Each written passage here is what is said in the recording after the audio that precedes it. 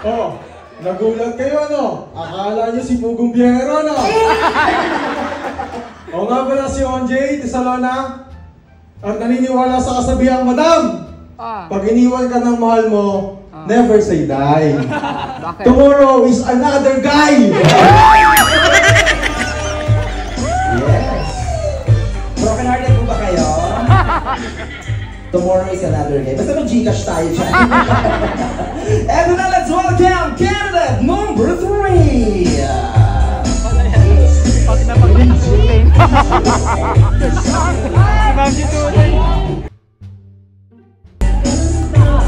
Once again, candidate number 3!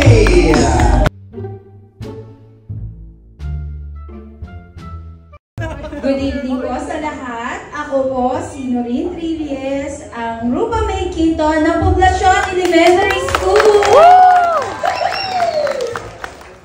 Ako po ay naniniwala sa kasabihan, huwag mong habulin ang isang tao, hindi ka aso. Gapangin mo kasi isa kang higa. Ma'am, parang nagpaparinig ka kay number 2 Magandang gabi sa inyo lahat. Ako po si Rich Mokasugot, ang katuting ko, ang anak ng araw ng Pasay City! May kasabihan tayo, pangit na ako sa paningin nila, siguro tama nga kayo. Thank you very much! Candidate for the second eye! Dito naman naman tayo sa gilid. Sundan naman tayo dito, please. Have 1 minute to answer the question.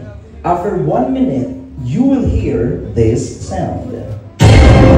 It means your time is up. Kapag lumagpas mo sa 1 minuto, may minus point po tayo. If you need an interpreter, we have an available interpreter. Okay? Ako din ang interpreter. So, extra racket to. Okay? So here's the microphone. 1 minute to answer. The question is about pandemic, life of ordinary people, science, technology, the life of Gen Z, at ang buhay ng mga paru-paro, the metamorphosis. So, are you ready now? Here's the question. 1 minute to answer. The question is, kung dalawa na lang ang ngipin mo, nais mo bang magkadikit o magkalayo? 1 minute to answer. Go! Kung dalawa na ang ngipin mo, Or magkadikit o magkalayo? Do you need to speak in English po ba or Tagalog ba? Okay na ba yun? Okay. 1 minute. Palakpakan po natin siya. For 5,000 pesos. Kung dalawa na lang ang ngipin ko, mas gusto ko po na sila ay magkahiwalay. Dahil kapag kumagat ako dito, may panghagat at sa kabila meron din. Kaya mas gusto ko na sila ay magkahiwalay. 2.5 pa lang po yun. Hindi siya abot ng 5,000. Hindi, joke lang. Here's the question. Are you ready, sir? I like your outfit, sir. Shining, shimmering, splending. Here's the question. Are you ready? Sa iyong palagay, madalas pa kayo kumain sa Jollibee? Madalas naman po. So, Jollibee is our favorite. So, here's the question. Masaya ba ang mga manok na pinapatay sa Jollibee? At wait lang po dito. Kakabalik mo lang sa trabaho, ganito tayo. Okay. Masaya ba ang mga manok? Pagkatapos ng question, tsaka papasok yung sound effect. Okay, so here we go. Masaya ba ang mga manok na pinapatay sa Jollibee at tinawag silang Chicken Joy? Labas lahat ng ngipin, sumasaya. Sa tingin ko, masaya sila. Kasi, kaya nga Chicken Joy, kasi may joy pag kinakain mo sila. Maraming salamat po. Very well said. There is joy in eating the Jollibee. Ayan. Are you ready? Dito na ba tayo, sir? Alright, there we go. Kamusta ka naman, Erna? Kamusta ka? Gusto mong palitan yung kasabihan mo? Ayaw na palitan yung kasabihan. So, let's start with you, Erna. Here's the question. The question is... Erna, are you ready? Ito na ang tanong. Hinga mo na pa na malalim for 5,000 pesos. Inhale, exhale. Okay, here's the question. Sa iyong palagay, ang lamok ba pag natutulog, nilalamok din?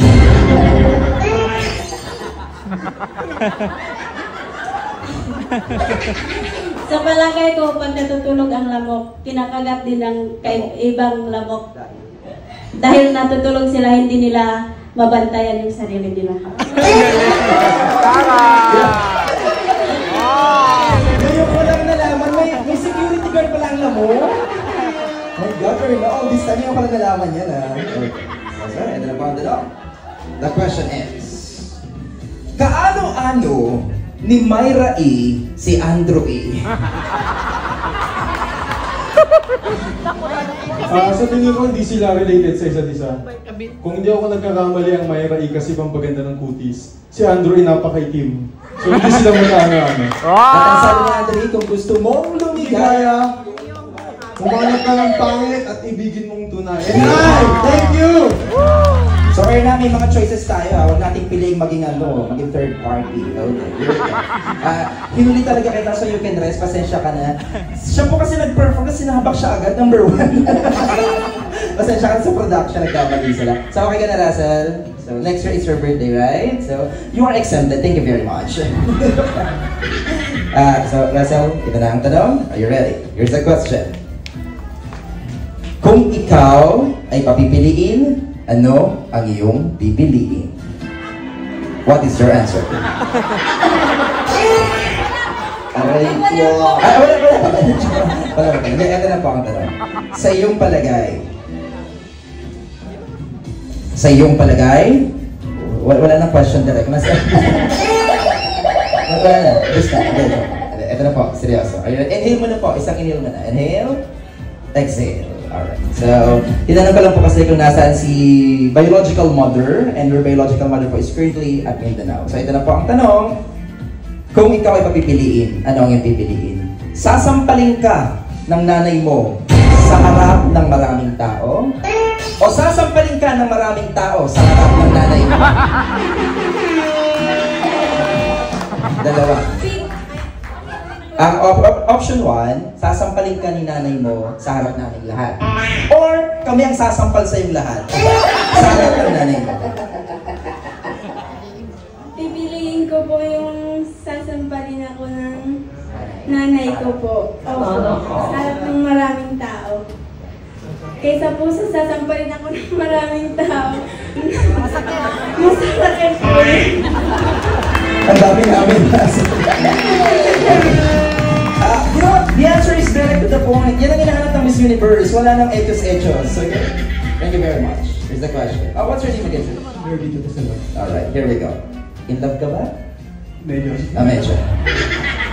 Ano ang masakit sa awiting Leron, Leron Sinta? Do you know the song? Yes. Leron, Leron Sinta. May sound effect tayo. Wala. Okay. Ito na po ang tanong. Ano ang mas masakit sa awiting Leron, Leron Sinta? Nabali ang sanga or ang humanap siya ng iba?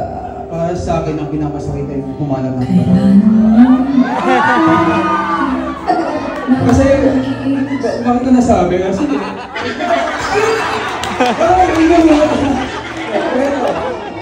bakit ang pinili ko yung humanap ng iba? Kasi matapos mong bigyan siya ng attention, matapos mo siyang mahalin ng buong, matapos mong ibigay ang lahat sa kanya. Sabi ko lang, hanap ka na sa iba, di ba sakit doon?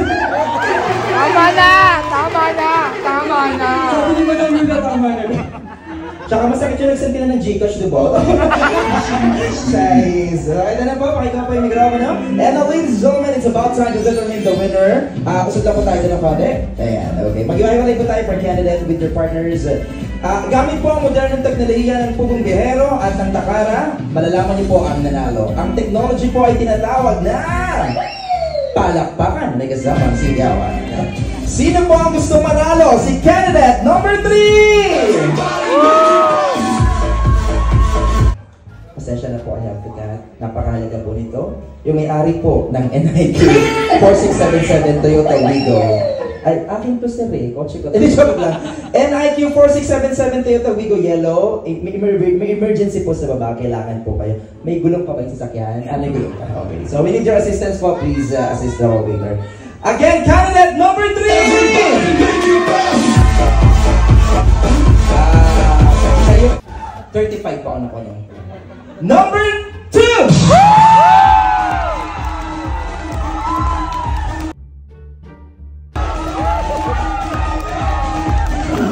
Sabi ko sa'yo eh. Kasabihan, 100%. Number 1!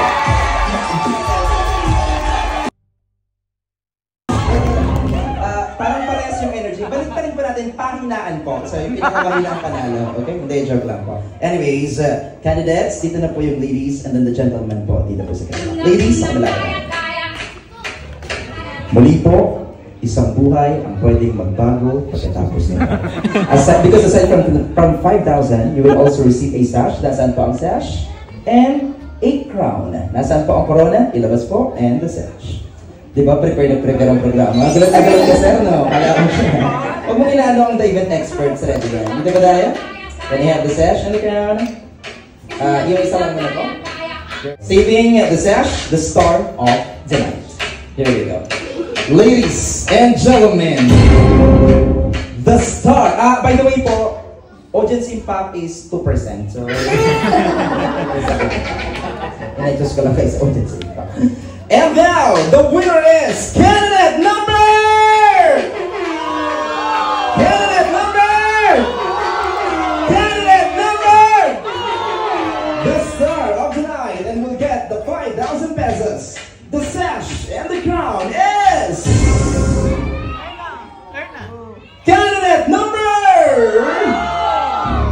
5. Wait lang, nag-away kasi kami ito kakabatilan namin kahapon. Candidate number! The winner is the star of the night is none other than by the way, the decision is final and irrevocable. If you are not happy, kung hindi kayo masaya sa resulta, puntahan niyo po si Sir Paul. Siya po ang nag-decision. Okay? Sir Paul, kayo po ang sasampalin ng maraming tao kung hindi sila masaya. Okay, here we go. The winner is... The star of the night is... Miley! Siya po ang star of the night! At si Miley po ay makakatanggap ng sash. Congratulations, Miley! Ikaw ang star of the night. At si Miley po ay makakatanggap ng 5,000 pesos! Parang hindi pa kayo masaya sa resulta. Sino po ba ang star of the night? Ang title po, di ba, Star of the Night? Isa sa kanya pa. Pero don't worry, may first runner-up and the first runner-up will receive 1,000 pesos. Eto na po, can I have the cash for the first runner-up? At yung first runner-up po, ay merong, sa female po, may crown, sa male po, may sash. Okay. Tig 1,000 po ang first runner-up. Can I have it? Once again, judges, for the last time, 30 seconds to take a look for the winners. Let's form a straight line mo, isang kawit na linya. 30 seconds, judges, to finalize the results.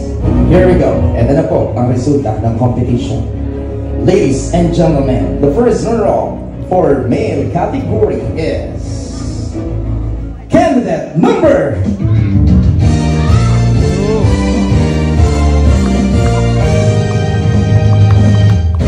Number 3!